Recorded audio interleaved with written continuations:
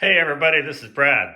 Just bringing you a very short video with some tips on how to bottle honey using one of these gates that are so common that we have on our 5-gallon buckets.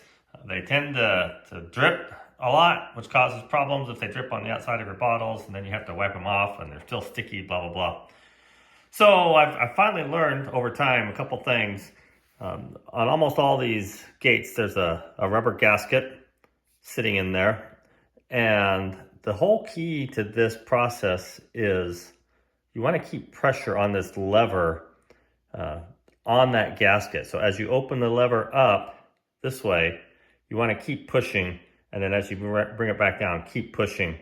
That's going to help a lot. What's happening is, and this bucket isn't very full, you can see the line right here.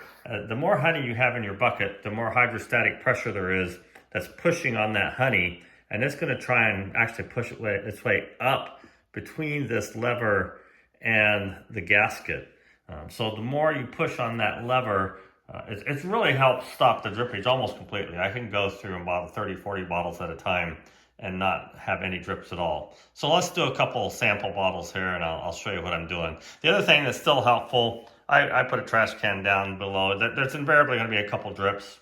So it's just easier to let it drip into the trash can instead of on the floor.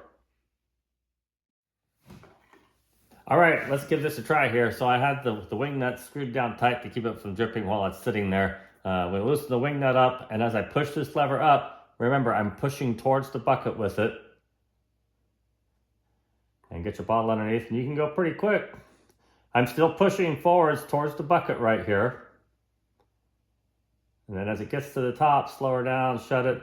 And I like to give a little scrape, get a couple drops inside the bottle there.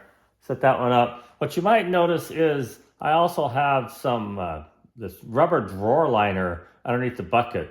This really kind of helped finish off the process for me because it keeps the bucket from sliding backward. I am pushing forward with a couple pounds of force.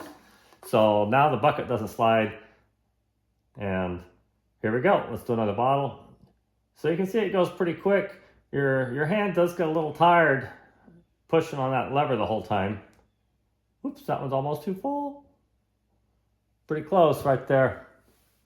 That's why I shouldn't talk and work at the same time. And I'm pushing forward on this lever 100% of the time, keeping it tight against that rubber seal. Or that rubber O-ring, I should say. So you can fill a bottle about every 10, 15 seconds here. I'm trying to be a little bit more careful on that one, not to spill it. There we go. Another 20, 30, 40 bottles to go and we'll be done for today.